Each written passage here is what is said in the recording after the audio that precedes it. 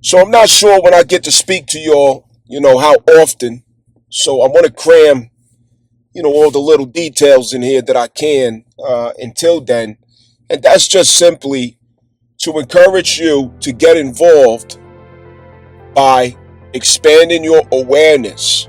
Okay, I'm not saying emotionally attached, but expand your awareness of the good things happening too, which is United Nations had a summit, and it was the most beautiful expressions that I have heard in so long, that brought back a feeling of humanity finally from the other global nations. Italy, Indonesia, Colombia, Namibia, so many different countries held Netanyahu and Donald Trump accountable for the atrocities, the genocide that's taken place on Palestine. And they're speaking up, they're speaking out, and they're saying no more.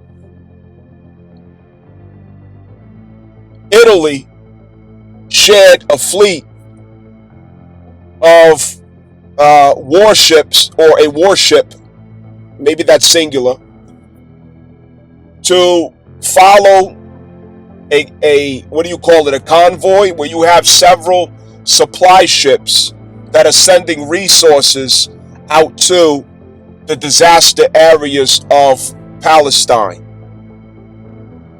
The Israelis were constantly, harassing them when they bring supplies, shooting at them, bringing drones in and harassing them.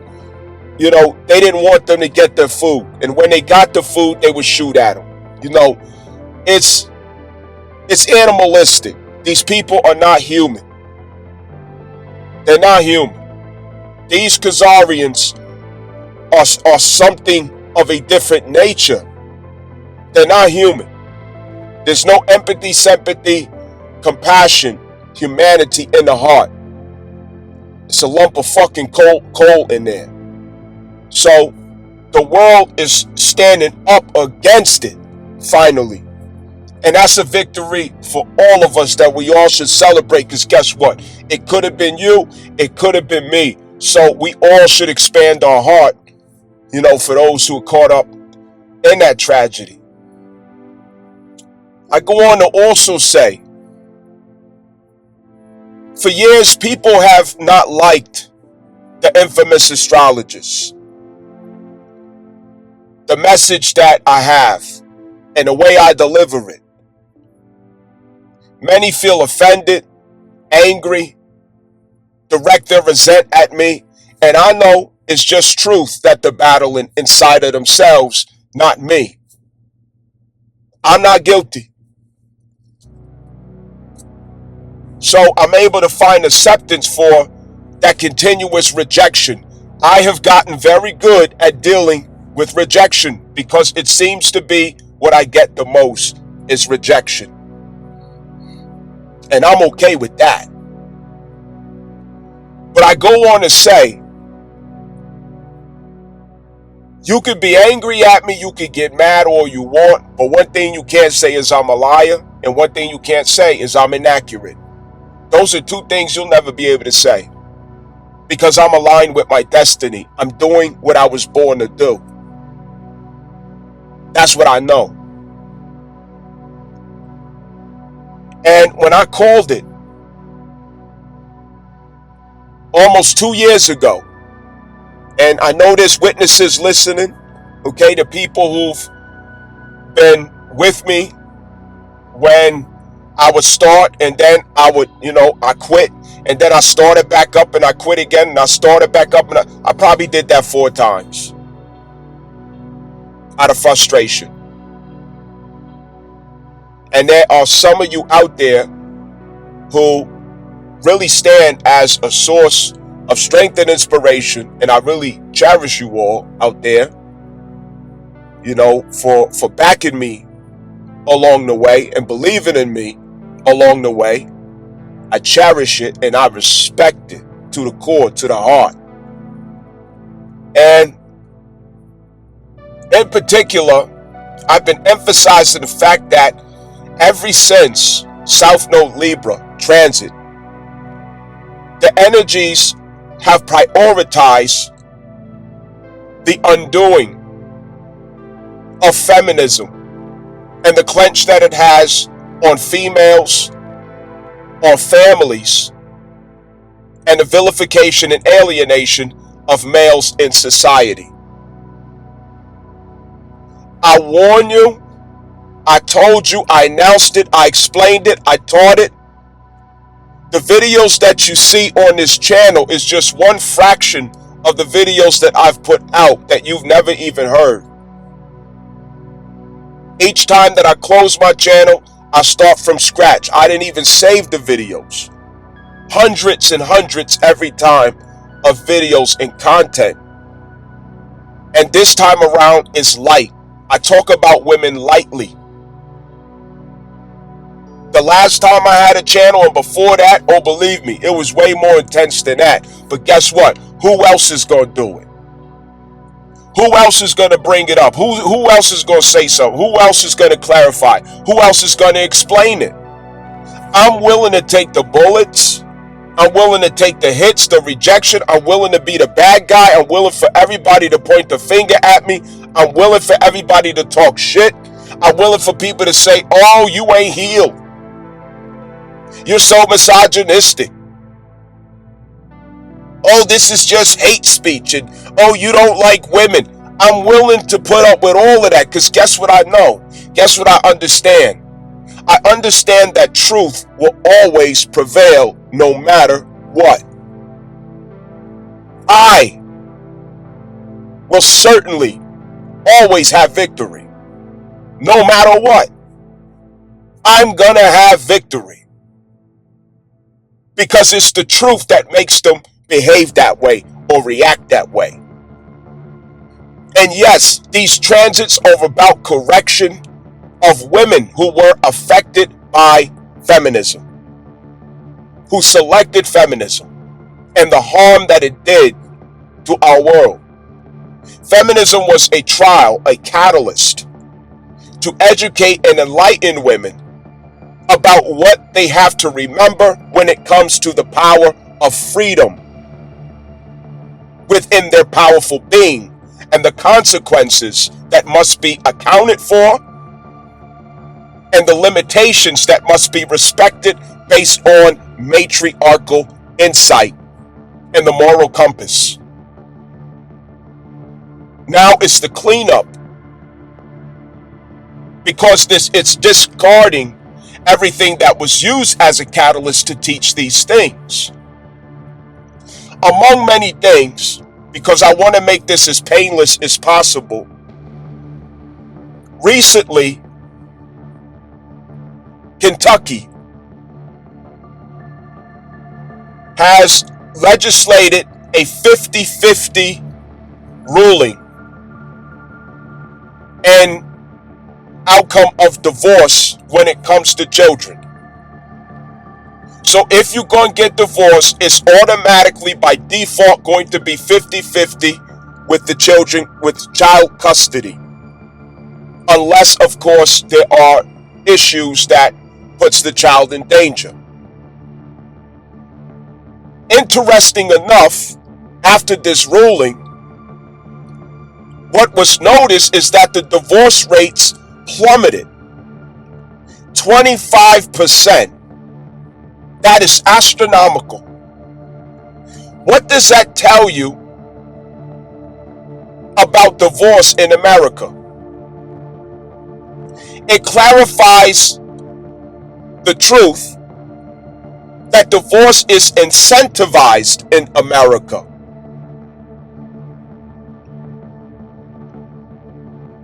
It clarifies why so many divorces have been happening. It exposes many women who went that route for selfish aims. for aims that were disingenuous, that were not sincere. And believe me, those who did such, there will be consequences that will last for many lifetimes and generations. You don't do things like that and get away with it, not even in a lifetime. You have to live several lifetimes to atone for something of that magnitude that you took so lightly, because of the effects and consequences that it has on the generation, the ancestral intention, the children, the bloodline, the destiny. And you have to atone for that. And it could take an entire lifetime to atone for it. You gotta die and come the fuck back to heal that shit. Because that's how long it will take. That shit ain't light. The things that men have suffered because divorce is conveniently incentivized in America, and the things that children suffer behind that. It is cruelty. 70% of divorces are initiated by women in America. 90% of the 70% happen to be college educated or enrolled. There goes the narcissism and the arrogance of looking at the self and saying, I'm too good for this nigga, so it's time to go because I got an education. I could do better. The grass is greener on the other side. Survey says that was a joke because Donald Trump sent every last one of their asses home. Now what, bitch?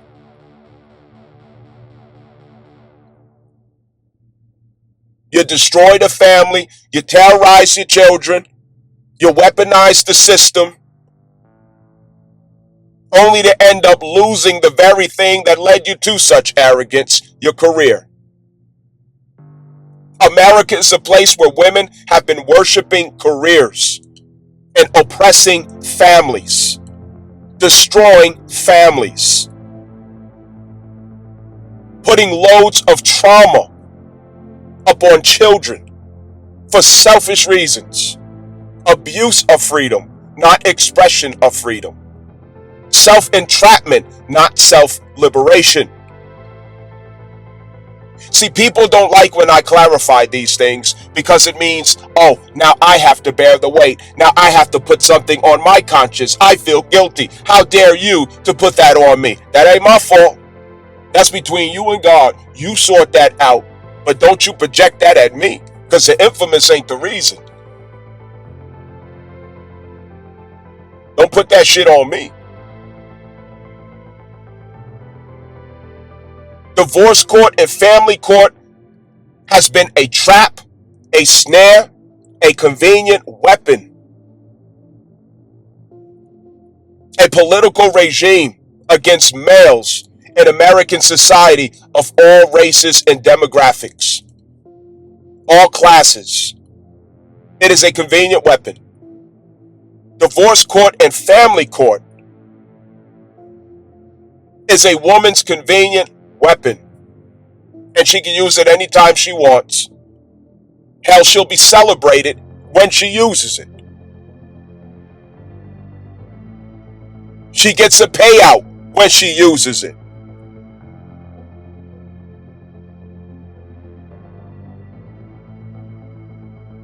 She increases her income and her assets when she uses it. It's a win-win situation for her. This has discouraged men from the idea of marriage. Who wants to get married in a country where feminism reigns supreme? And these feminists are incentivized to divorce your ass, incentivized to take your children and use them as leverage, bait, traps, tricks, bat sticks and stones and chains, bullets and bombs, formed from the love that you have for your child. I know one way I can get back at this nigga. I'm gonna use this baby. and I'm going to put his ass through hell.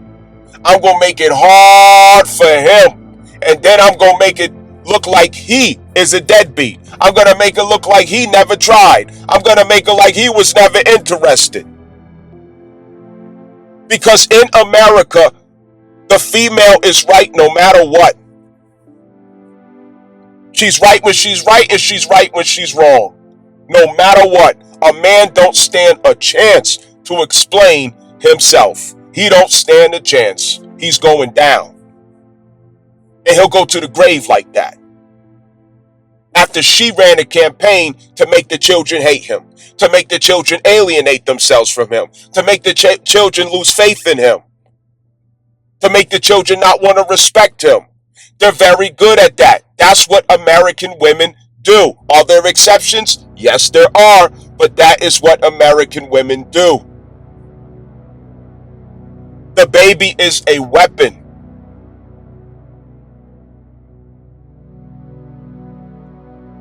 A means of inflicting pain, trauma, inconvenience, burden, troubles, fear, panic, threat. And she will use it and use it and use it. Mysteriously, the divorce rates go down. I've called it already. That everything that used to enable the expression of feminism, it's not going to be there tomorrow. Being a single woman in America is going to be hell very soon. It's going to be a reality that no woman will desire. I promise you that. I have never, ever, ever been wrong on my predictions. I have never been wrong. Because I know how to read the stars.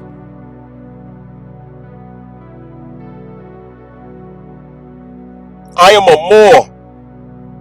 I died and I came back.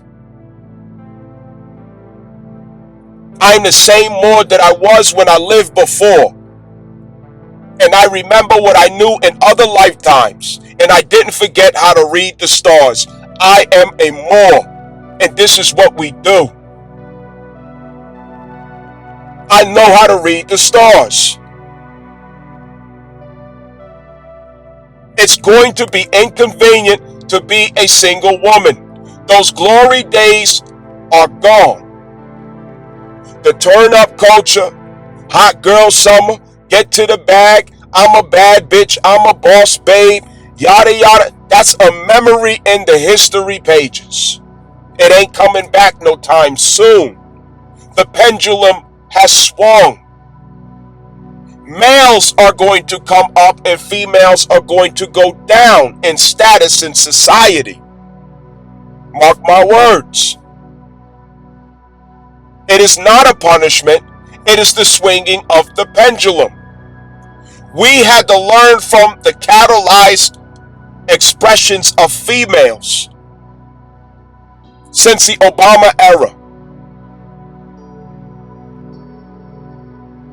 Now we will have to learn from the catalyzed expressions of males in society, in particular white Christian national males.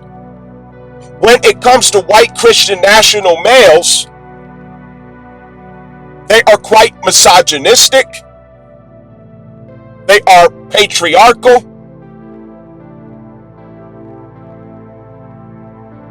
and they are not going to make things more convenient for women,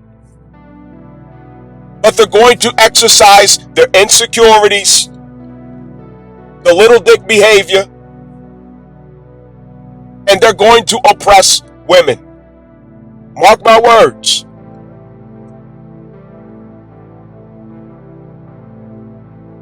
There are going to be less opportunity and privileges for females tomorrow.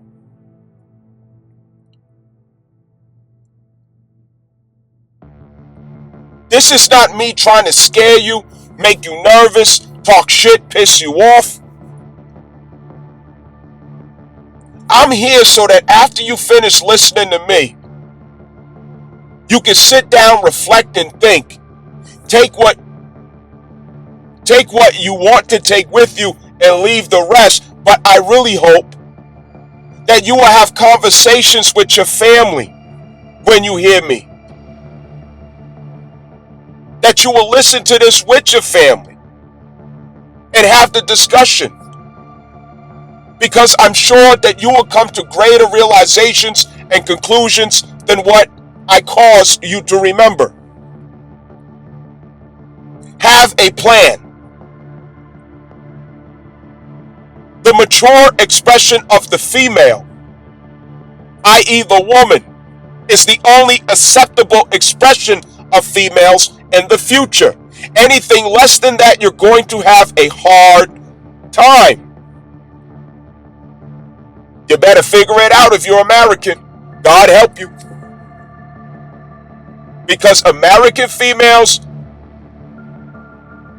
by too many numbers, are not very good at that. They're good at careers. They're good at jobs.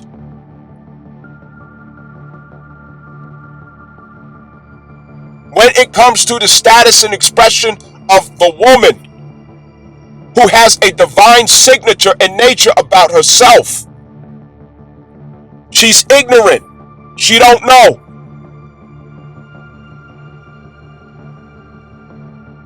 She's fucking lost. Many foreign women still have it. Especially women from third world countries. They still have it. Because they're close to the culture. They're deep in the culture. And the culture has preserved that about such women.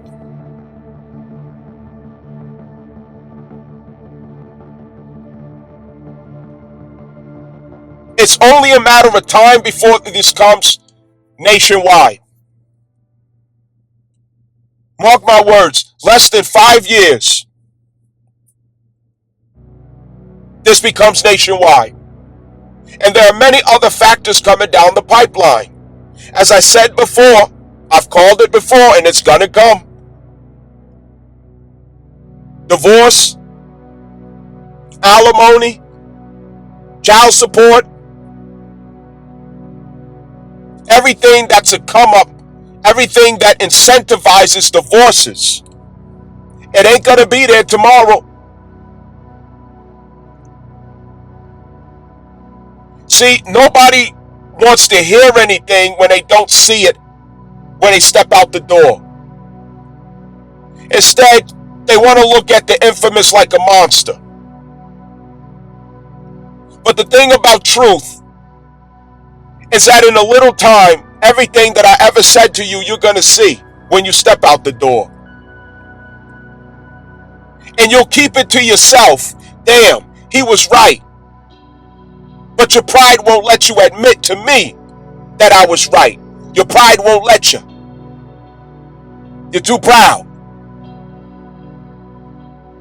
You're too proud to admit that it does give you clarity. It does prepare you. It does help you to avoid calamity, to be warned. But your pride won't let you. Because number one, I'm heterosexual. Speaking from the throne of astrology. And you would accept me more if I was gay. Number two, I'm black. You would accept me more if I came in a different nationality.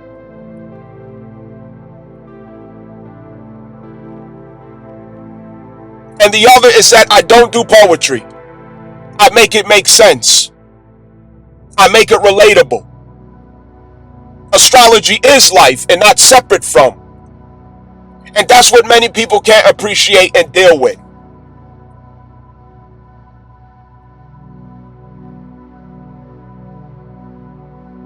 Women shit on marriage. They shitted on marriage. They destroyed marriage in America. They plagued it. They ruined it and blamed it on men. And there's going to be consequences for that. And the consequences have to be collectively carried as a burden, because we were not in the habit of warning each other. Karma is certainly coming, and it's going to last for a long time.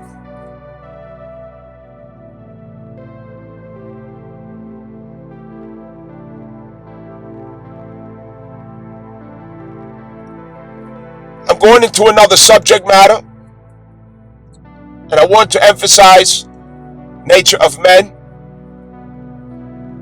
in a sexual sense.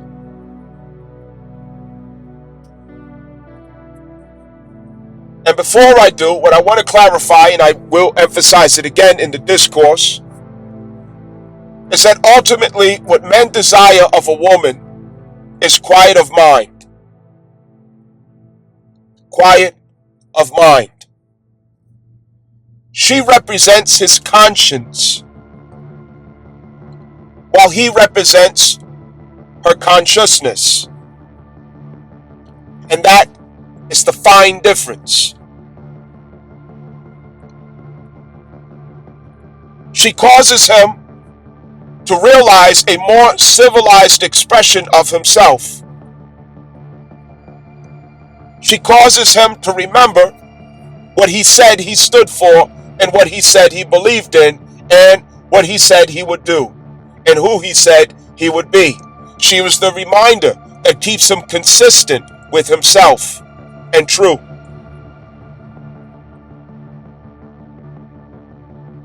Just like the moon, she reflects the sun's light as a lantern onto the earth, which is the experience of density, your physical reality.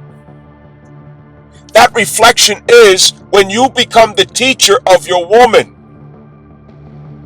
She absorbs that light, and in darkness, she becomes the source of light that returns it back as comfort, as reassurance, as clarity,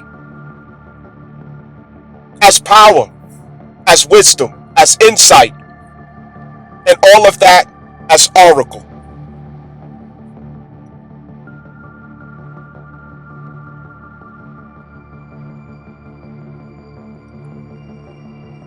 When a woman loves you and likes you at the same time, because there is a difference, Neptune becomes a projector in her being, by which she sees you as an Ifa oracle or spiritual tradition we call Egbe, the companions of heaven.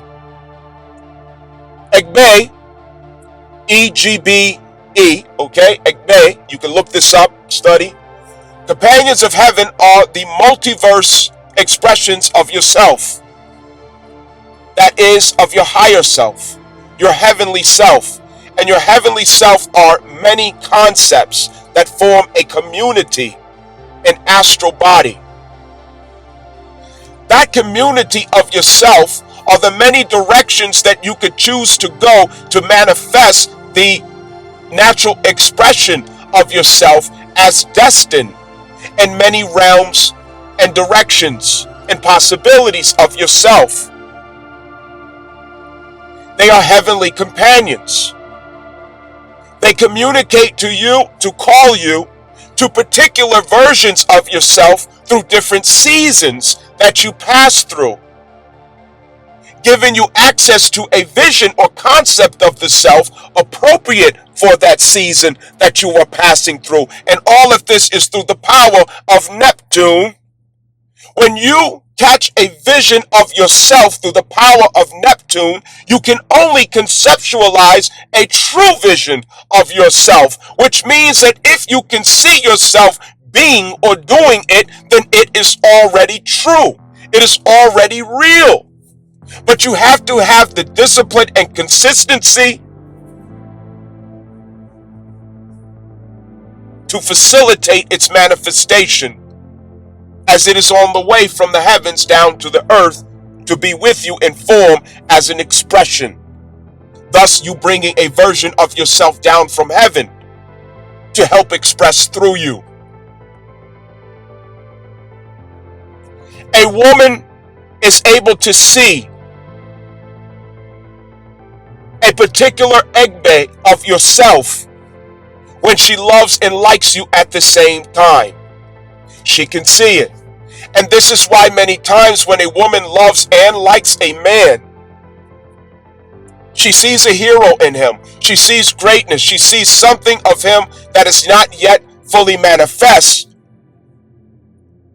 But to her, she doesn't see the difference between what you are becoming and what you are right now. She sees it as the same expression, which is actually true.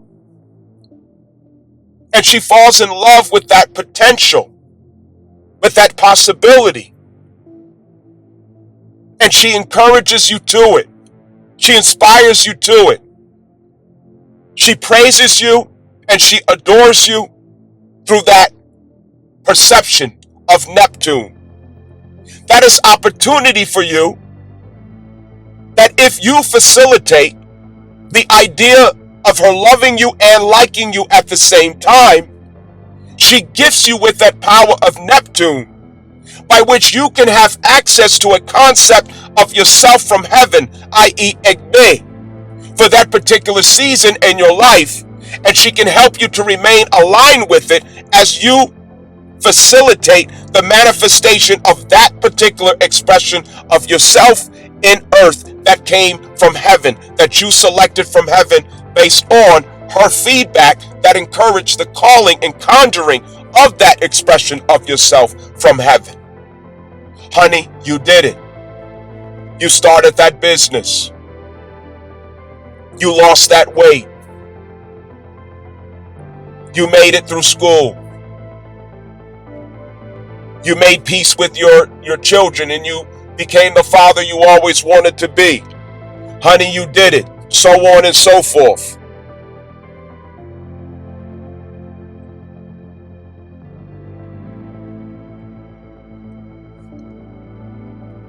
The other thing I want to mention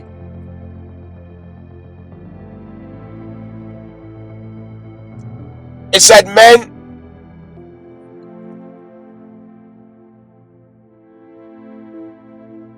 we have to find the courage to be honest and open about who we really are.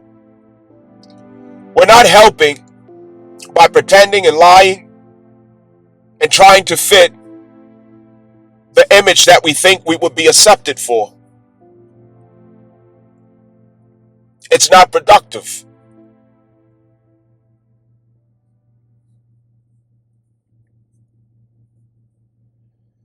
I'm going to attempt to explain something very complicated to explain, and I'm going to use the most simple language that I can so, none of us get lost.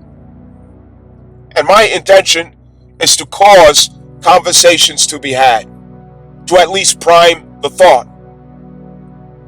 I'm not here to convince anyone of anything. I'm not here to tell anyone that they should do this or they should do that. I'm here to provoke thought. That's what I'm here to do, to provoke thought.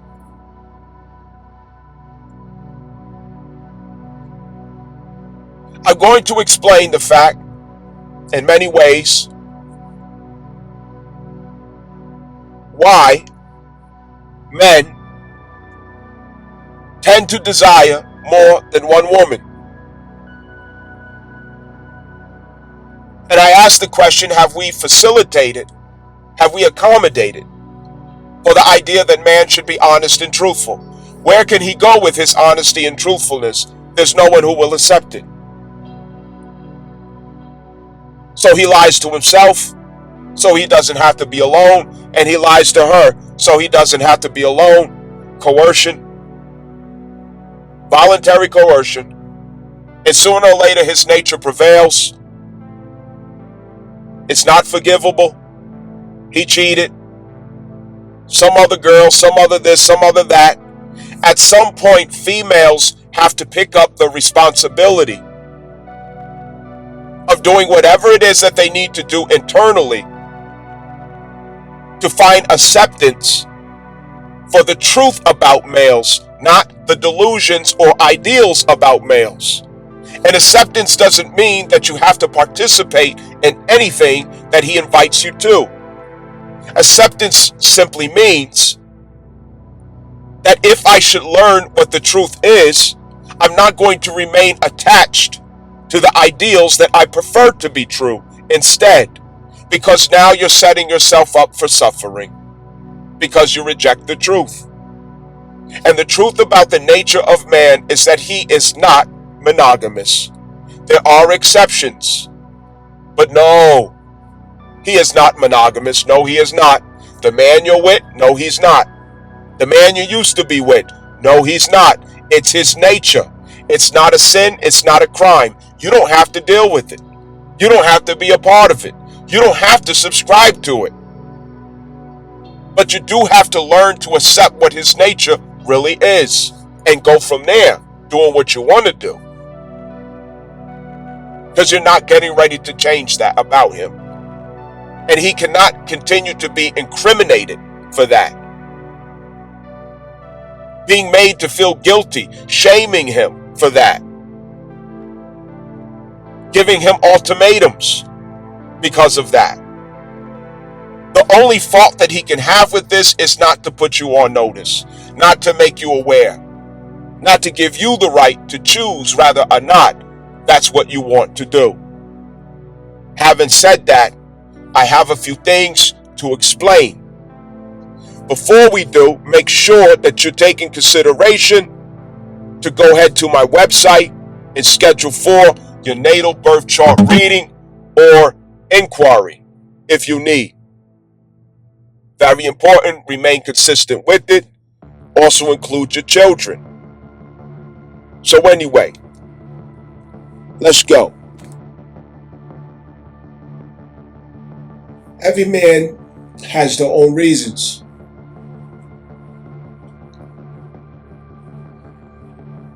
Among the main reasons, as I mentioned, quiet of mind. Quiet of mind has a lot to do with her ability to guide him back to his conscience. And what that does is it clears space for him to reconnect with his creativity through his identity. That is, in being in an emotional place of acceptance called serenity.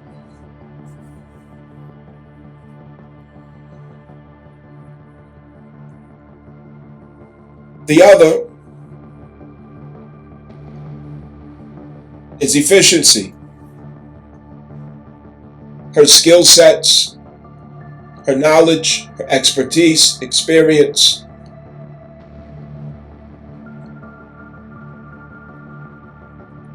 It can transfer creativity into infrastructure, order, or process. That is through the earth trine. It is when his fire trine has to reach process through her earth trine. Then there are those who facilitate his best thoughts, intentions, imagination, that which primes the creativity. Before you have fire, you need air. So if she has a pronounced air trine or aspects, this is when he bounces ideas off of her, sharpening intellectual faculty, trying his ideas to get feedback. And that is what generates the basis for him to awaken the fire trine in himself, which is his concept of creativity within his being. These are the intellectuals or sapiosexuals.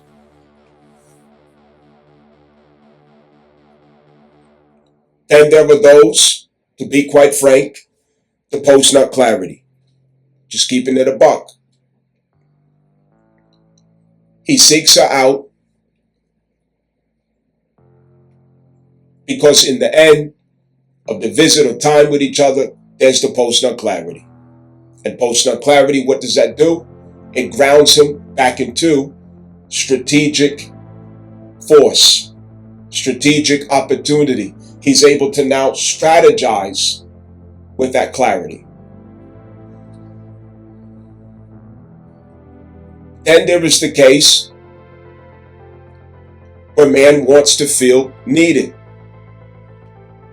With one woman, he may feel like he's not needed. He's an option. He's being tolerated. And then comes along so-and-so who causes him to realize a feeling in himself of being needed. That connects him with a sense of purpose. Wherever a man feels needed, he's going to stay right there. He will never leave. If he feels needed, he ain't leaving. It's going to take an act of Congress to get him up out of there if he feels needed. The other is that he does not leave his investment. It takes an act of Congress to get him to leave his investment. If he invests in you, it's very hard for him to leave you.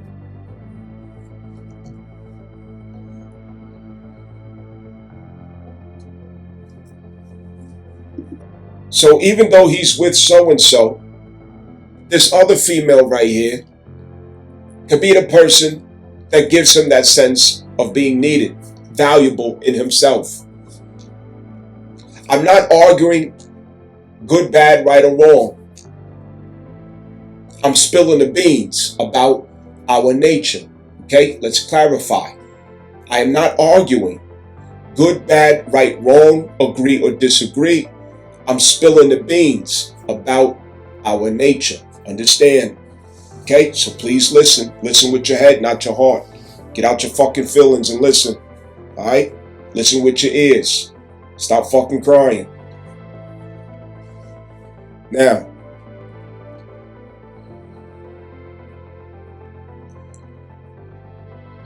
some women could be shocked to realize that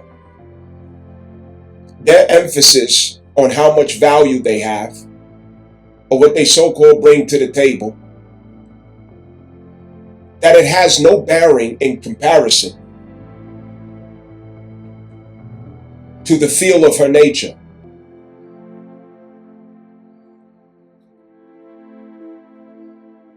Let me give an example. I believe I'm going to say this again in this discourse. That's okay, because perhaps I'll say it in a different way. Your degrees, your status, achievements, merits, it means nothing to the feminine expression that celebrates who he is. It means nothing compared to that. What I'm saying is that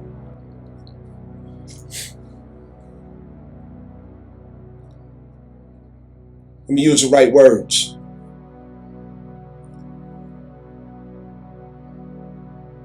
You could see yourself as someone who did so much and made so many accomplishments and has this status and many accolades that you can present. You know, I own this business and I make, $300,000 a year and I do this and I'm a director over the region of yada yada. Those things are great. But your competition is still the girl that works at Starbucks. Your competition is still the school teacher or the common people in our society without all these glorious achievements and merits. Men do not value women on those things unless he needs to utilize those things for himself. It don't mean shit. Not sexually. It don't make a dent. What does make the dent? Her femininity. And this is why trauma, as women, if you can prevent subjecting yourself to emotional trauma, it is wise of you. And most of that trauma comes through the womb, which is why it is not a good thing to live promiscuous. It's not a good thing to be fornicating. It's not a good thing because it results in trauma. And the trauma compacts and it piles and it compacts and it affects the way you express your energy. You lose your femininity because you become so awkward and defensive, sensitive, resentful, fearful. It's not a good thing.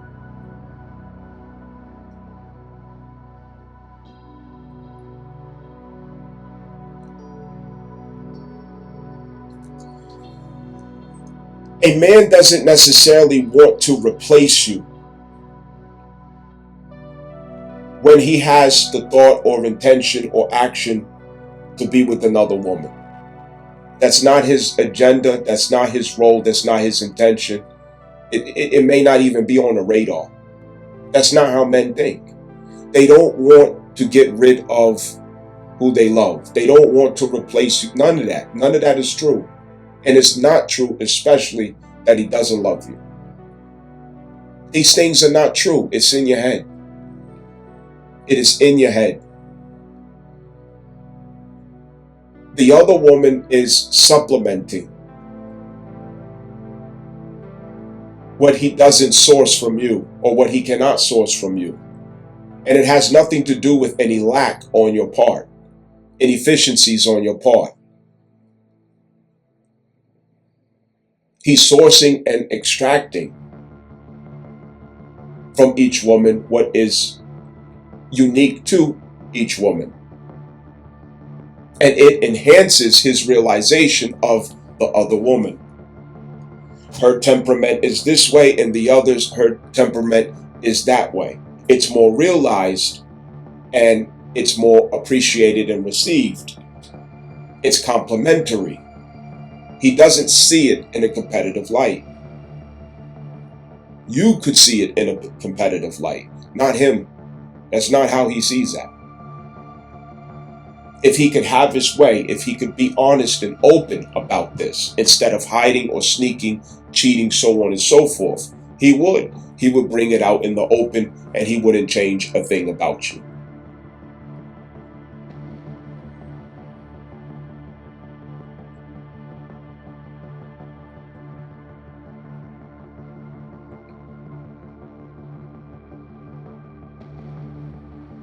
It's all in your head.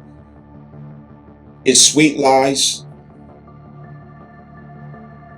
When you got you're all I see, you're all I could ever want, you're all I, no, that is never true for a man. He's lying.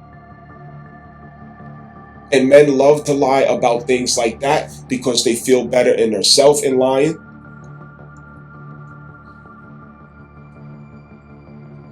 They're also preventing the burden to the conscience should that affect you a certain way and them making it known or expressing it.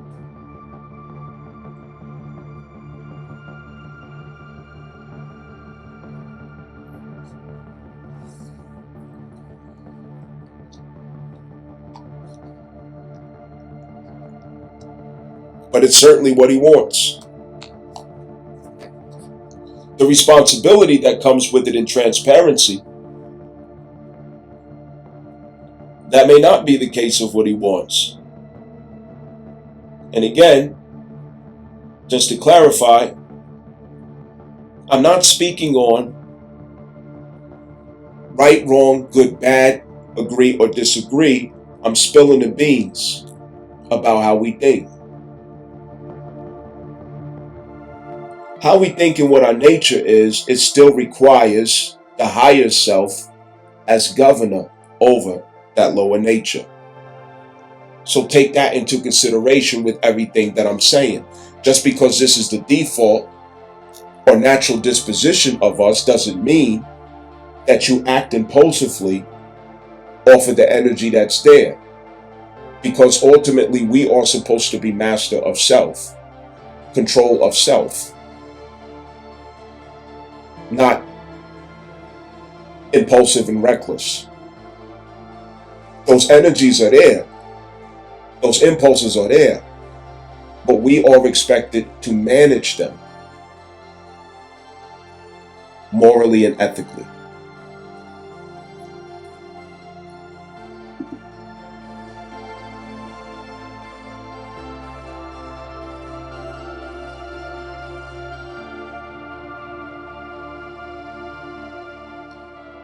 Productive men, men who have a very massive output in their life, discipline, grit, strength, bearing, they tend to need balancing moons around them.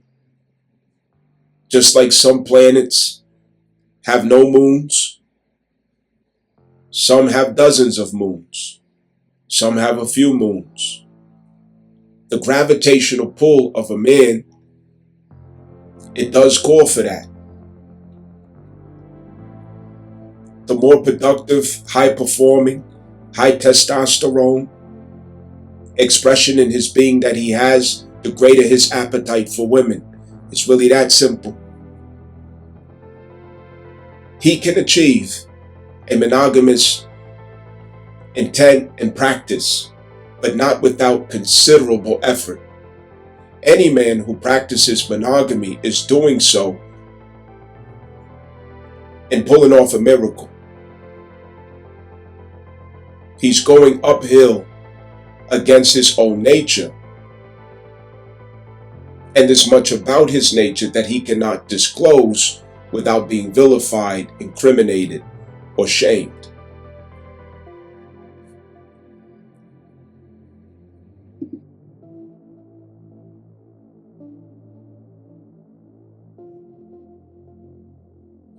Men want console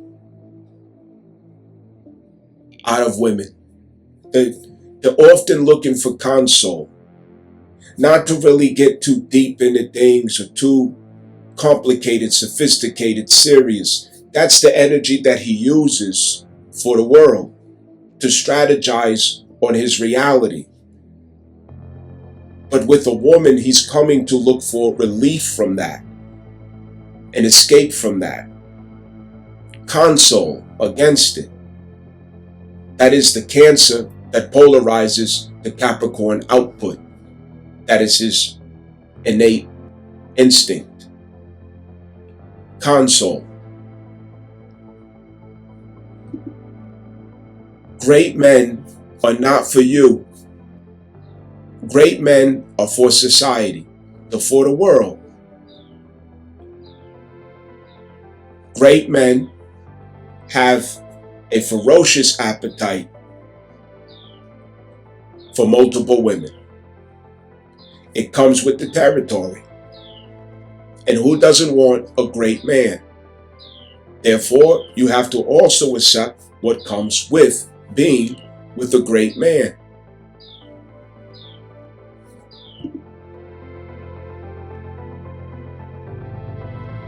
So, I want to be provocative in a sense about the subject matter concerning men, and explaining why men feel a need to entertain more than one woman at a time. Why is this? What is it about men? Why are they so obsessed with this? So, this could be helpful and insightful to some females out there who may struggle to wrap their heads around this situation. And I want to loan you my ability to be blunt, to be straightforward, to be honest, and not sugarcoat or play around. I'm just going to tell you matter of factly. I'm just going to put it out there. You know what I mean? How it goes. I'm here to cause you to think and have more conversations about things that you might feel or think is taboo, off limits, or that you shouldn't be discussing. No, we're not going nowhere like that. You got to have the talks. That's what I really want to happen with every message, every video that I put out. I want it to be a conversation that you have. Understand that. It's not about me being right all the time. It's not about me knowing every fucking thing. It's about the fact that as a result of listening to my message, did I cause you to fucking think or not? Did I cause you to be a little more sincere about what you're thinking and what you choose to say, being a little less fake, a little less phony? You know, let's be sincere. So, I want to talk about this messy ass shit, right? Why this nigga always gotta have more than one woman? Why he always gotta cheat? Why he always looking at this girl, he got me? Why am I a good woman and he still wanna, do this and do? I'm gonna tell you why. I'm gonna tell you exactly fucking why. Before I do, let me say as a disclaimer, there's always exceptions. No matter what I'm getting ready to tell you, there are exceptions. There are exceptional persons or men. There are exceptional persons or women. So what I'm saying does not apply to everyone, but I damn sure know it's an overall rule for men. Alright? So I'm going to explain it the best way that I can articulate it. But if you choose to cherry pick the things that I'm saying, don't even bother. Just, turn it off and go watch cartoons, go do something else. But don't listen to me if you're going to cherry pick what I say. All right? Because I select my words like fruit. Know that. All right? So, check this out. All right, let's walk this down, B. Let's walk this down. You know what I'm saying? I'm going to use this analogy because it's going to help me to clarify. All right? Okay, here we go. The way that men see women romantically and love or desirability, it's the same way that you women would look at your own children. Pause. Not awesome, you know what I mean, grimy, creepy type shit. No, that ain't, pause. What I'm saying is, hear me out. Let's say you have 2 or 3 children. Let me pick a number. Let's say you have 3 children. Somebody could say to you, why you gotta have more than one child? Why can't you just have one? And you would think that the audacity to ask me such a question, why would I only have one child?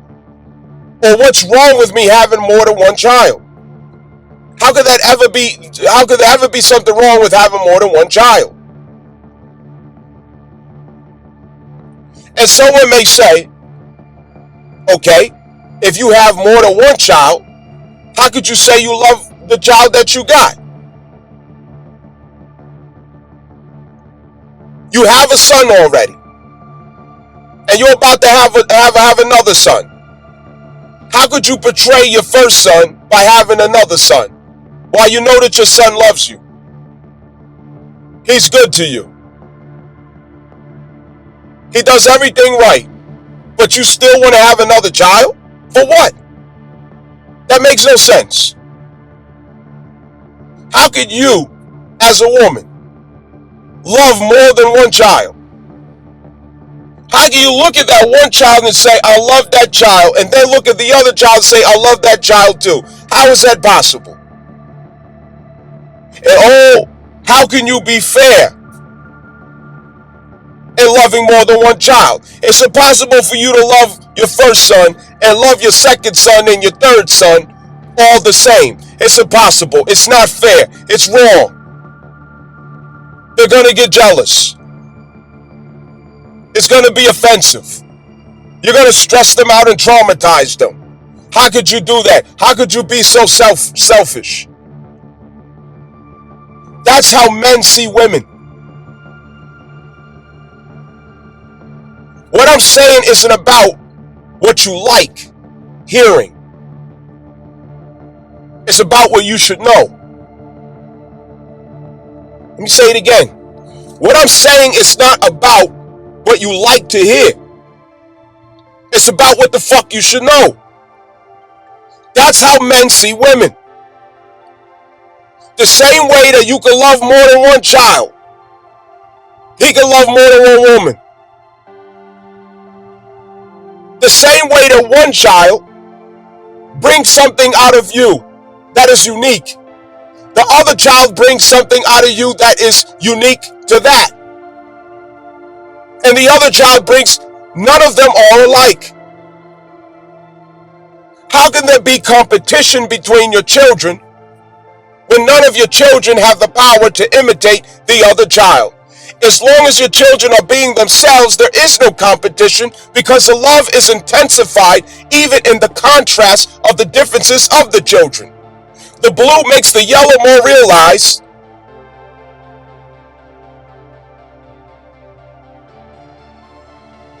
The red makes the white more realized. The green makes the purple more realized. The salt makes the sugar more realized. The sugar makes the salt more realized. That is the palette of love. And that's how men see women. The difference is not something of a competitive nature. That's not how he sees it. That's how you see it. And it's also how children often see each other, as siblings. A competition. A competition to win mommy's love, to win her approval, to win her attention. Mommy, look at me. One child jumping up on the table, doing their little dance, and then the other child, putting on some makeup or Halloween mask. The other child is, doing something destructive in order to get attention. The other was doing something creative to get attention. It's all the same. Same fucking show. Siblings fight for attention and argue for attention. They compete for attention, and so do women. The difference is that you have the free will to choose or not. If he respects you, if he respects himself, he will give you that choice. And whether or not you want to be in that reality. Your children didn't get to choose. You chose. And here they are dealing with it. Here they are suffering it. The good and the bad.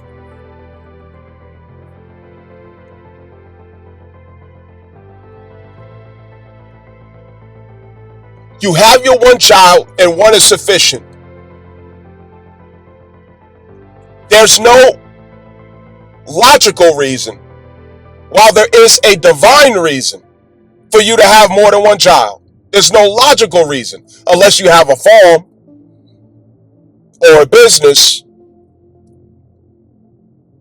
where the legacy requires the manpower.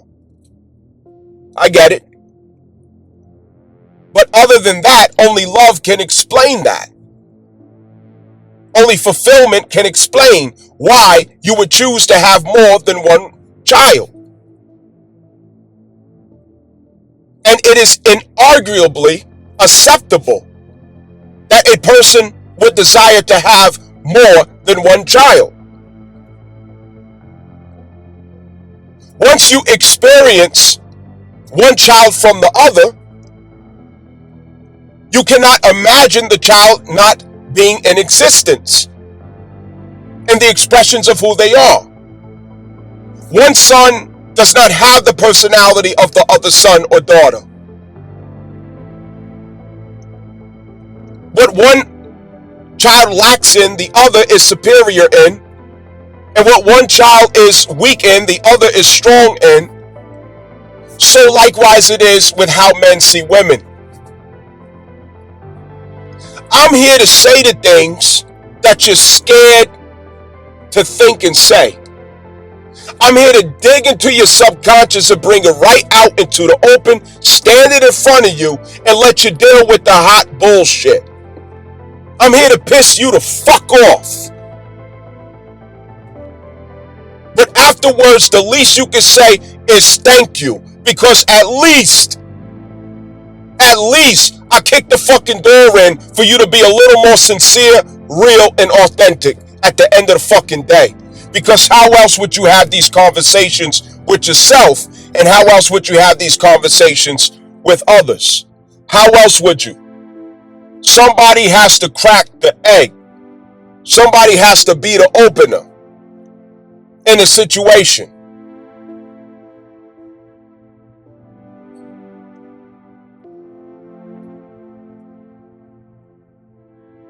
This is how men see women.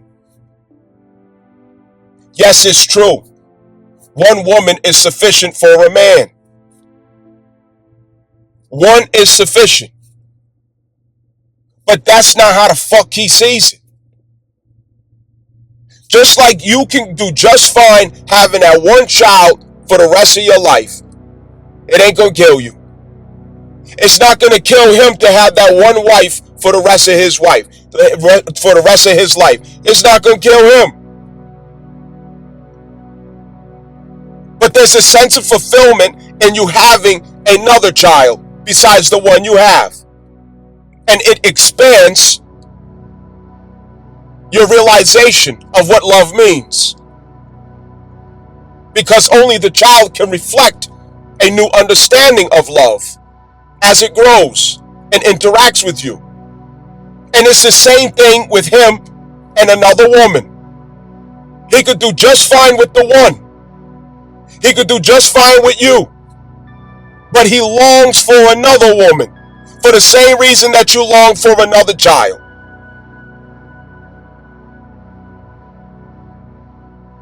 Yes, problems and headaches come with love because we have to manage the flesh against the perfections of love. And grace is given to you when you choose to have another child and accepting that it's going to take the good and the bad together. So he sees it the same way with choosing another woman. The only problem anybody can have with what I'm saying is when there are lies and deceit. That's the only problem that anybody can have with what I'm saying, is if there are lies and deceit. If you are not given the option to choose in whether or not this is what you want to do, if somebody didn't respect you enough to be transparent with you or to disclose that this is what I'm on, this is what I'm going to do, it's not justified, it's not fair, it's selfish, it's overbearing. I get it. That's not what I'm here to argue. So please get that out your head so you can focus on the message. Come on back. Come on back and listen. That's not what the fuck we talking about. I'm explaining why he's like that. You will never change man into your monogamous ideal. You will never do it. Everywhere you go, yes, he does love you. Yes, he does care about you. And his desire for another woman has nothing whatsoever to do with how he feels about you. Men's desire for other women is not a reactionary response as it would be with women. Women cheat out of reaction to pain, trauma. Men do it out of longing for fulfillment. We have different reasons for that. Again, I know you're going to slip back into the cracks. This has nothing to do with dishonest approach to such ideas or measures. I'm speaking in light of transparency of the nature of man. Stay with me. It is a grave mistake and a terrible misunderstanding that if a man cheats on you, he didn't love you. If he looks at other women, he don't love you. If he longs for another woman, he don't love you. If he desires to be with another woman, he doesn't love you. I'm here to tell you finally, after your long adult life, I'm here to finally let you know that that is not true. It couldn't be further from the truth. A cheating man a man cheating is no indicator of his lack of love for you. It is an indicator of his lack of courage and respect. But it certainly is not a lack of love. And I'm saying this without adding poetry. All the fancy shit that you can say behind it, save it for your fucking ass.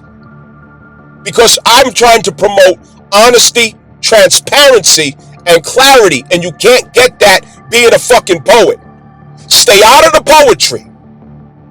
Get in reality. And let's look at what the fuck is real. Stop with the fucking poems. God damn. This is why we can't understand shit, because all the fucking poems, the punchline phrases. I'm speaking in plain language here. Alright, stay with me. Stay in reality with me. Don't dip off in a poetry land.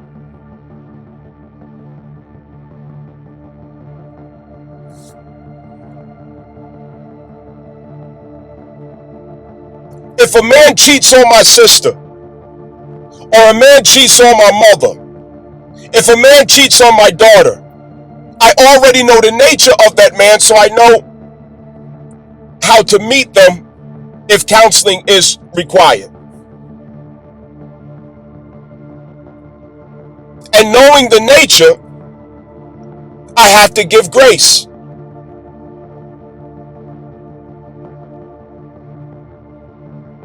Disrespect is not acceptable. Oppression is not acceptable. Injustice is not acceptable. I don't condone it. These are not the things that I am attempting to do. I'm explaining their nature. No matter how much he loves you, no matter how much happy times you have, how good you sex him and cook for him and do this and do that, I don't care how fucking perfect you are. He still wants to fuck the lady next door. He still wants to fuck your son's teacher. He still wants to fuck the fucking doctor at the family doctor. He wanted to fuck that girl at the cash register 2 minutes ago. Yeah. He want to fuck 2 of your homegirls. I'm telling you what he wants. Don't get mad at the fucking messenger. Can you handle it or not? Calm the fuck down. I'm telling you the truth here. He want to fuck all them girls. He want to fuck all of them right now. Take them all down. Does it mean that he should do it? No. But is he thinking it? Yes, of course he's thinking it. And it ain't got shit to do with you. Why the fuck everything gotta be about you? Because it's not. That's not the nature of man. You are totally delusional and off-kilt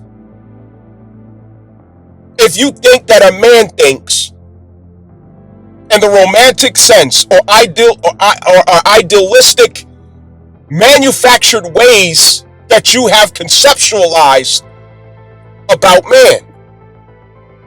You will have greater opportunity, possibility, and power of transparency, deeper connection.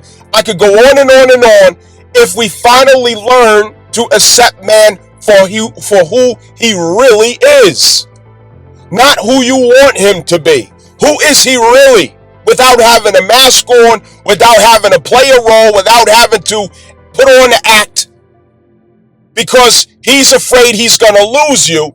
Because you pop off like that the moment he doesn't fulfill the ideal of his nature that you have stuck in your fucking head.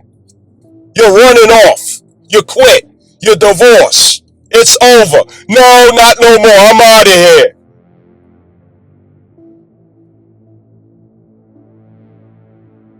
So now he falls into what's called coercion. And the coercion is the fact that he's under duress, intensified, knowing that woman naturally is not one to have understanding about his nature. She is reactionary when it comes to relationship subject matters. She thinks in terms of arrested development,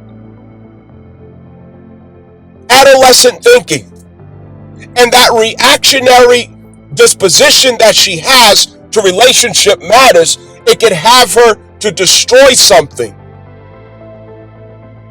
premature to the actual understanding that should be sought before doing so. So he walks on eggshells and he hides and disguises his nature every fucking day. He has to hide it. I'm telling you the truth about every man. Yes, your husband. Yes, your boyfriend. Yes, the guy you used to be with. Yes, the guy that you're about to pursue. The guy you're into. Every fucking man. Your fucking daddy. Your son. Every last one of these motherfuckers, including myself. It's how man thinks. And you can't stop it. You can't turn it off. You can't take it out of your soul and stomp it out. You can't fast and pray and be righteous and you don't. No. If your testosterone is at a healthy level, if you're healthy and vital,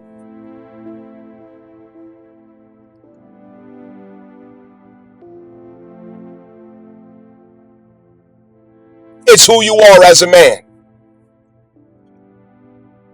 We have the ability to be modest. We have the ability to be respectful. But I'm letting you know these are our thoughts. Oh, wasn't she just a sweet lady who, the lady who was helping us to figure out our life insurance plan? Wasn't she she was just so nice? And he's thinking in the back of his head, damn, I could have fucked the shit out of her. Yeah, did you see that dress she had on? What the fuck? That's how he's thinking in his head. But he's not going to tell you that, because you'll fly off the fucking handle. You'll take it personal. The point that I'm making is there's things about man's nature that you have no fucking business taking personal, because God put it in him. How the fuck you gonna take something personal that God put in him and he has no power to take out of his soul? Who the fuck are you? Excuse me? in the fuck are you? God made him that way. It's not wrong. It's not a sin. It's his nature. He has the power to manage it, to control his impulses. He even has power to control his thoughts. But yet the thoughts will be intrusive from time to time. He will not always succeed in control and mastery of those thoughts.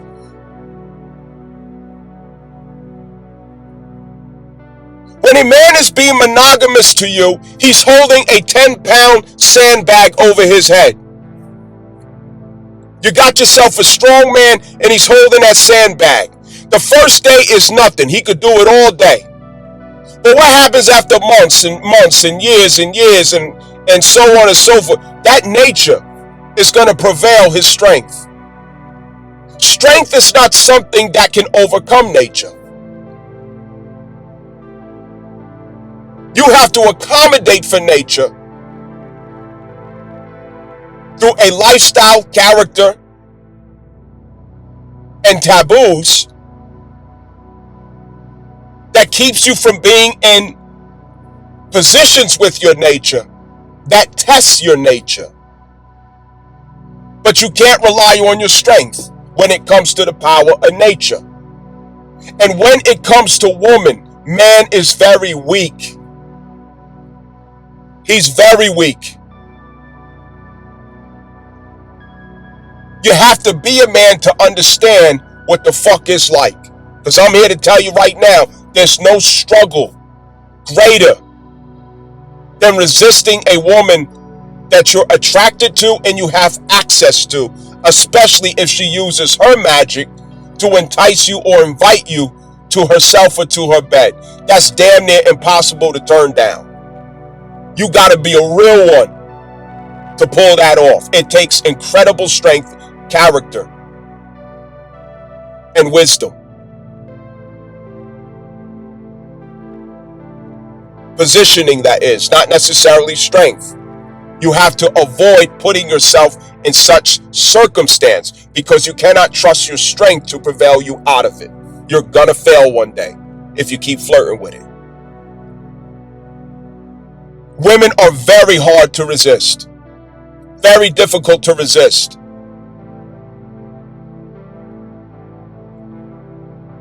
Women are like pain pills. They're like morphine. One glance at the right woman can take all of your stress away. To hear a woman's voice at the right frequency, it can calm you down when you have the rage of murder in your heart.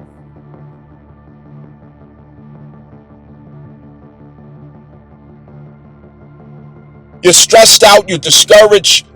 You have to create your value as a man in this world that doesn't say yes to you, but it only says no. No one has more power to comfort a man than a woman.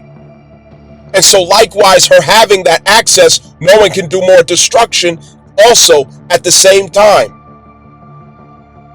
It goes both ways. What you can do for him is not what another woman can do for him. And what another woman can do for him is not what you can do for him. You will never be able to compete with another woman because you're not the other woman. You only need to be yourself, and it is sufficient.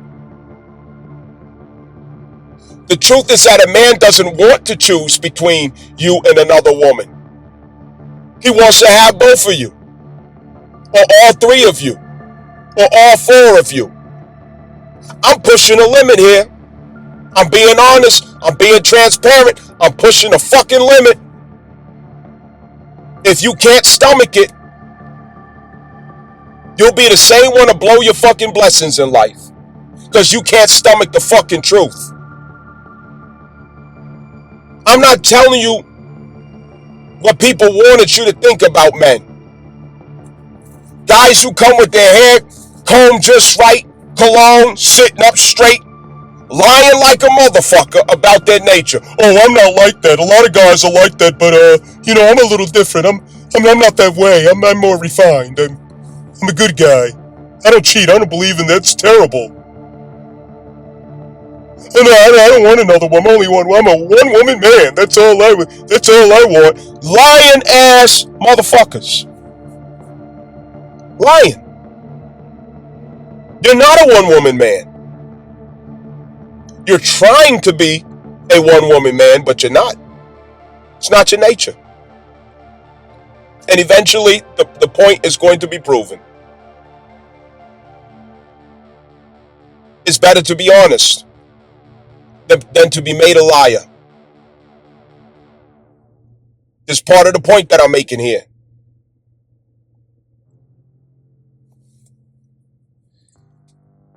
He doesn't only want to experience you.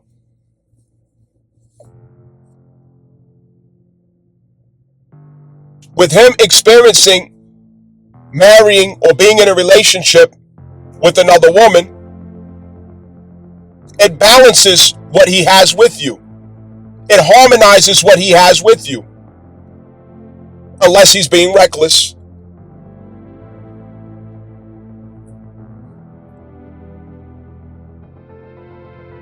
A lot of relationships that last for a very long time, the side chick is the reason why it lasted. She's the reason why he was able to find a smile.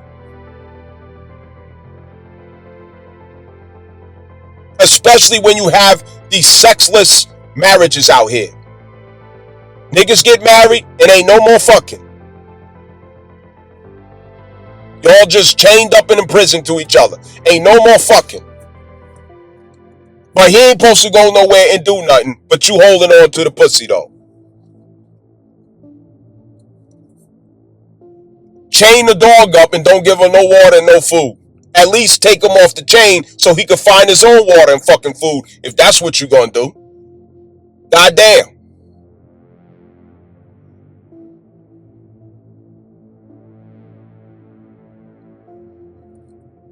At some point,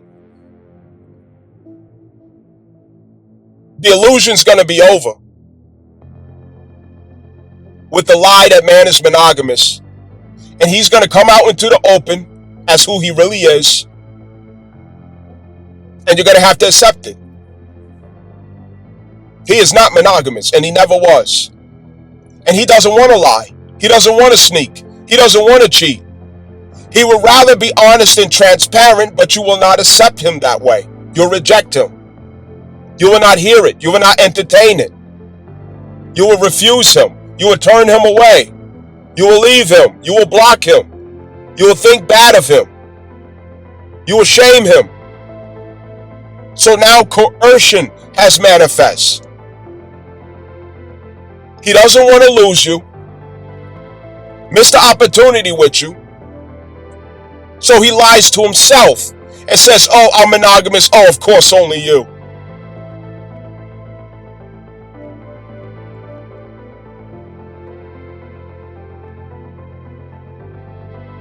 This is not to say that there's anything wrong with monogamy. What I'm saying is, if we're going to be honest, and if we're going to expect honesty of men, is there an accommodation or place for the honest expression and version of himself? No, it's not. The world doesn't accept him for who he is. It doesn't accept him in his natural state, in his right nature. There's no accommodation for that. So he has to lie and cheat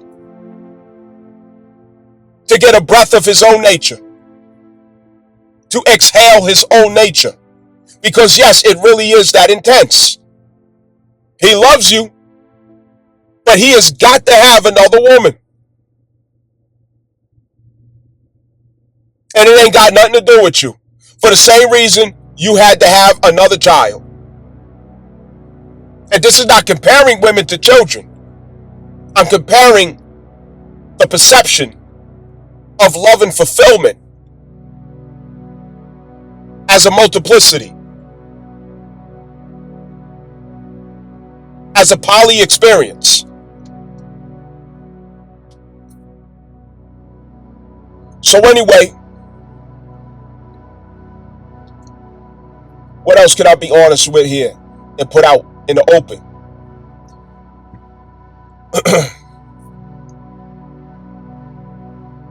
Don't lose a good man because he's not helping you to keep hold of the delusion that you're the only one, or that he wants you to be the only one. Don't lose a good man for that. Because when you leave him and you go to the next man is the exact same nature.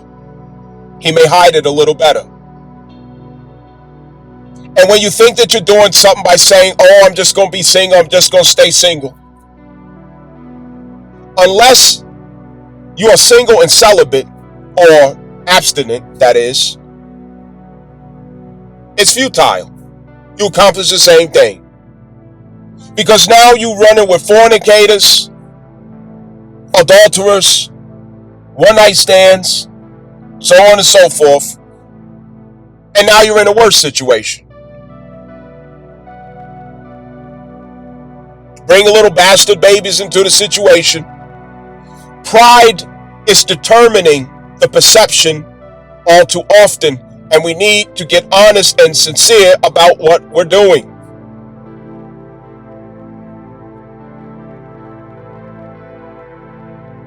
The preferred man is the man that every woman wants.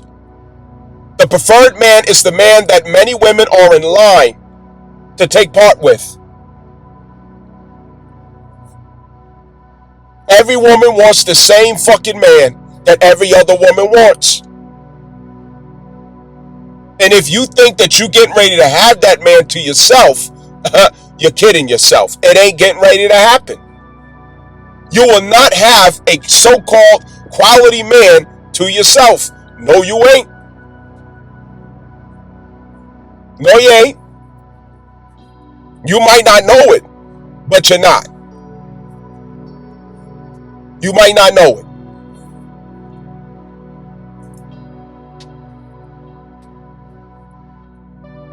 So I stayed away from many things I could have talked about with this because I want to simplify what I'm saying.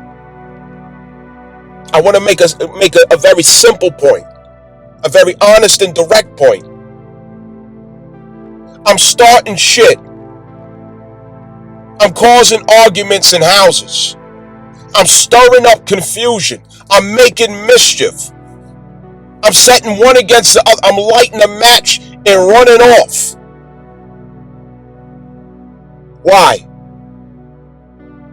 Because what I know is if we stop lying and pretending, if we finally have some transparency and stay in the ethereal state where we can have productive dialogues and conversations without running off, storming off, slamming the door, closing our minds, and actually seek to understand each other, the possibilities thereafter are infinite. If you're listening to this and I happen to start some shit because you're listening to it with your husband, your wife, your baby daddy, your baby mama, whoever, and you looking at him like, this nigga right here, I knew that's what you thinking, you fucking pervert, you sorry bastard, yeah, that's why you always cheat, motherfucker, yeah, I know, yeah, I want that shit to happen, because I want you to talk about it, bring it out in the open, stop fucking hiding it, and tell the truth. Men have to stop fucking lying, stop lying, tell the fucking truth. Yes, you could be sincere about how you feel about her. I get it. I know you can love her and still desire another woman. And I know there's no such thing as one particular type of woman that you know. That shit don't exist in men's head. Stop it.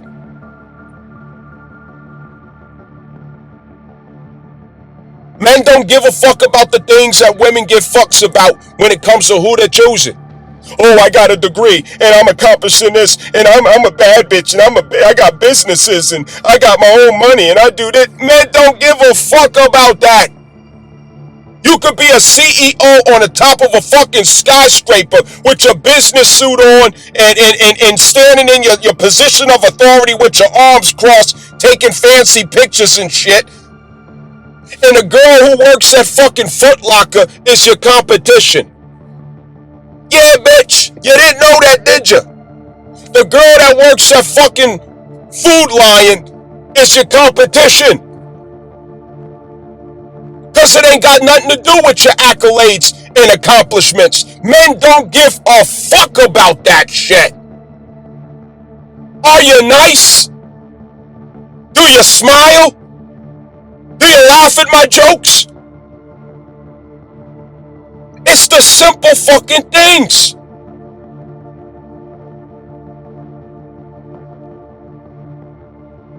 Are you a good listener? Do you gas me up to make me believe that I could do something that I probably couldn't do otherwise?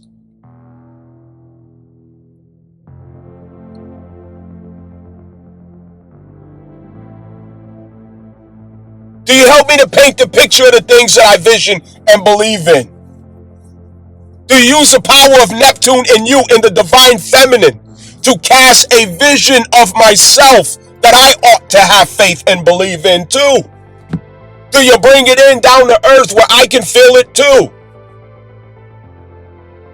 Do you transfer feminine positivity to me? It is in the simplest ways. Women are powerful in simple ways, in stillness and quietness even.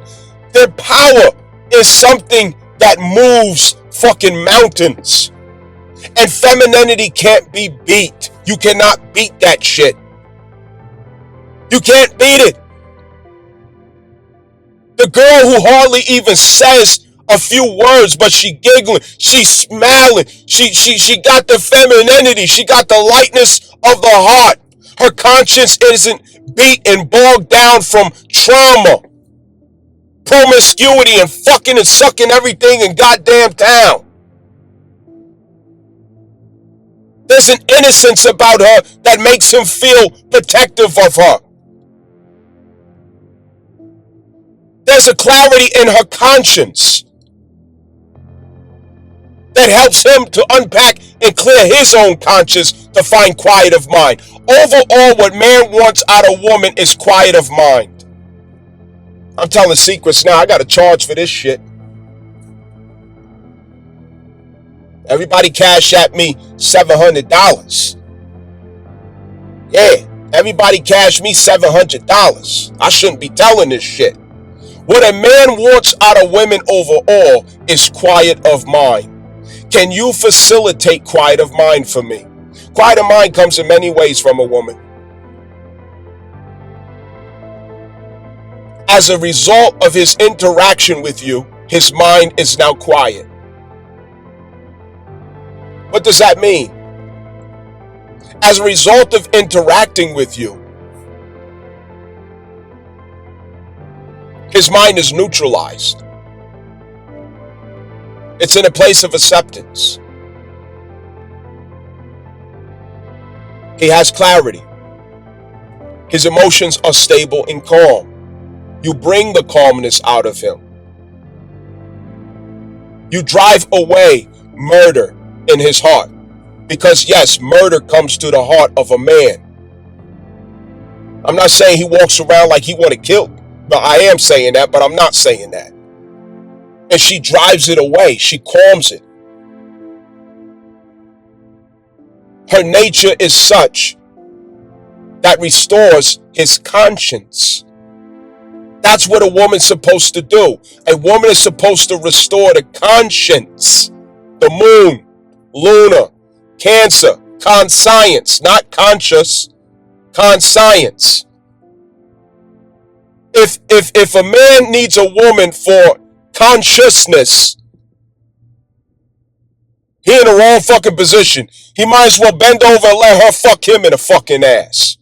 He gives her consciousness. She not supposed to give him consciousness. She gives him conscience. Let's get this shit fucking right. Sick of this shit. Let's get this motherfucker right. Take some goddamn notes, damn it. A woman is not supposed to be giving a man consciousness. It doesn't mean that she's not qualified to. Don't misunderstand me. But if you are a man with a woman that is transferring consciousness to you, you're the one who's bent over and she fucking you in the ass. Yeah. You supposed to bend her over. She ain't supposed to bend you over. You're supposed to be a source of consciousness for her. So if you find yourself not having consciousness and she has consciousness, today is the day that you have to start to make the efforts to become conscious enough to transfer consciousness to her, because that is part of guidance, leadership, security. And she will lack respect of you if she is the one who's giving you consciousness instead of you giving her consciousness, because she now is your enlightener and you are the receptor of light, which is the moon reflecting light, and that is not the way the fucking story is supposed to go. Can we men get it to fucking together, goddammit? Can we get it together? Why are you letting women enlighten you? And you're the one who's supposed to enlighten your woman. You are the enlightener. The sun that shines to reflect light off of the moon. And when you are in darkness, it shines back as a lantern back on opportunity in your life, because she gives it back to you. But you love to walk in the darkness, dumb as a box of fucking rocks. We cannot live like that. We have to have spiritual power to transfer to her, because that is what is read as security in the soul.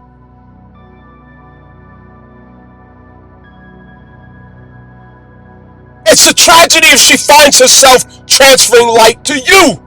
You have to reverse this situation. You have to be the sun, she has to be the moon. Or she's going to lose interest in you. She's not going to respect you. She's going to look at every minute with you as a burden. I'm warning you. I am warning you, men. That's a problem. Her role is conscience, to make sure that you remain consistent with the moral matriarchal limitations, that you respect the supreme law of the land, which is matriarchal law, to be sure that everything that you do adheres to and respects good moral judgment, a moral compass, sensitivity, compassion, understanding, empathy, justice, advocacy, fair dealing, kindness, mercy. That is the role of the woman. She is the lunar light in your life, and her divine role is to provide for you access to the restoration of your own conscience, not conscious. You give her consciousness. She gives you conscience. Let's get this shit right. If that's not what's going on right now, please get the fuck up and do something about it. Because I'm telling you how she looks at you. She don't respect you. She loves you, but she don't respect you. She's hopeful that it will change. But disgust will come in sooner or later. You cannot allow that to happen. Her role is not to give you consciousness. Her role is to give you a conscience, to refine your conscience, to check your conscience, to hold you accountable to your conscience, to remind you of your good conscience.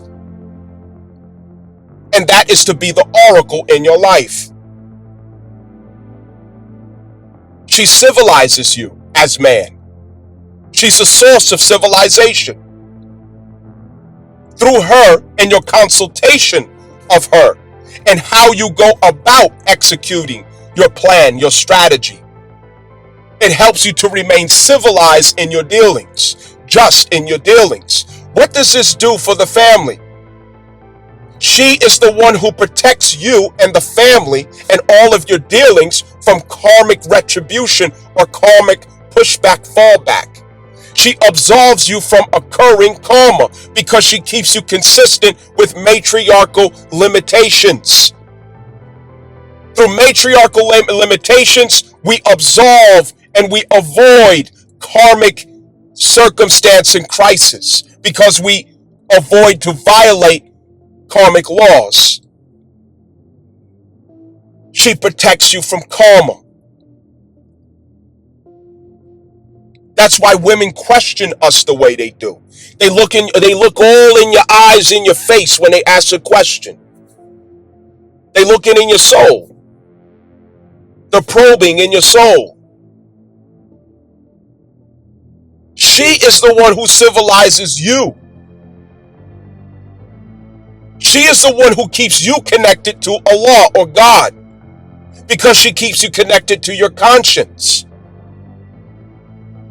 All your prayers and all your mumbling and fasting and things that you think you're doing, it don't mean shit compared to what she does. She is Allah in your life, reconnecting you with the voice of Allah, which is the matriarchal wisdom.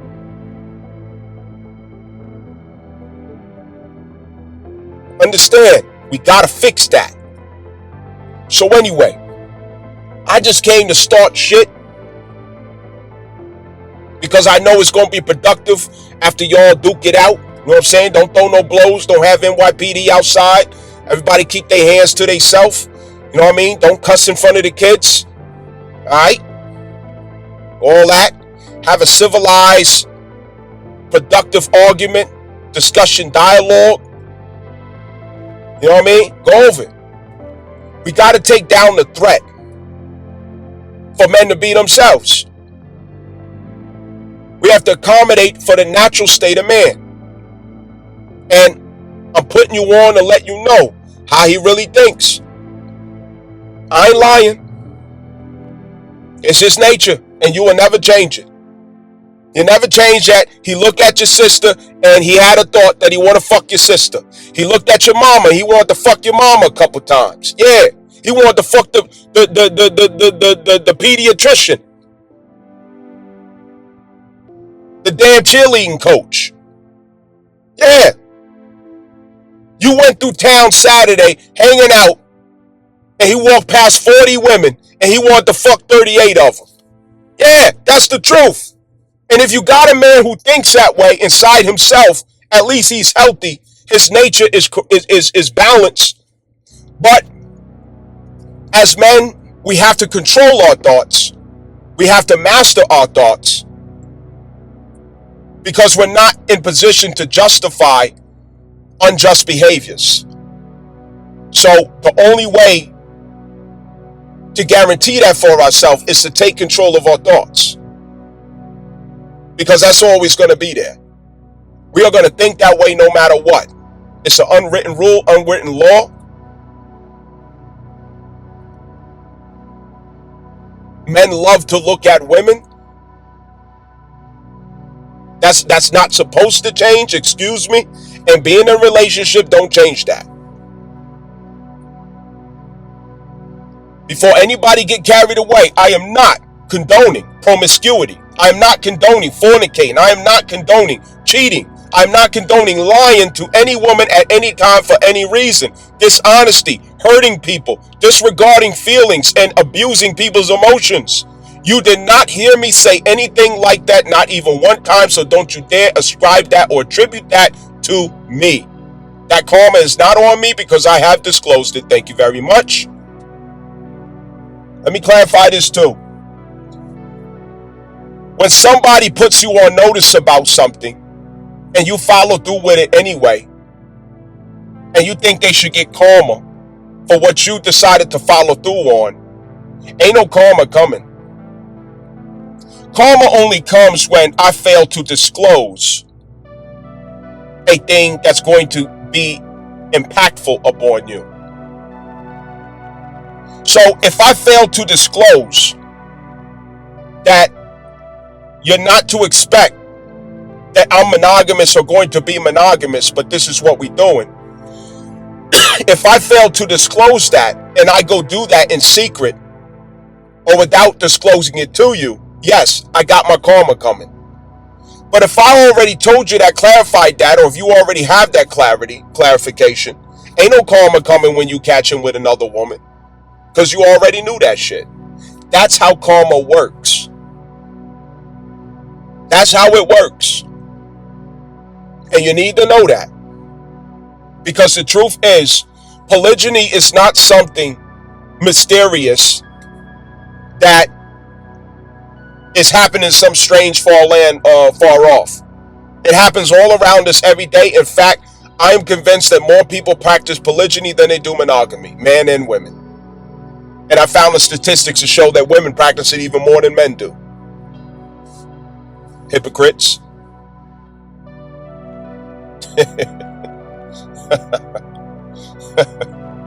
And so, this is what's already happening. The issue that I have is that we're not being transparent about it. We're not being open about it.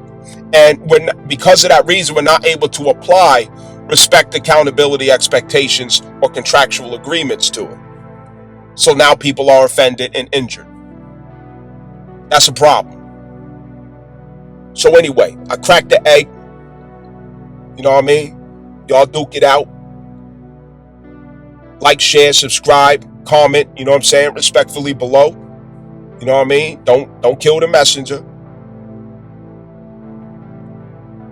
Schedule for your natal birth chart reading. Don't forget your children.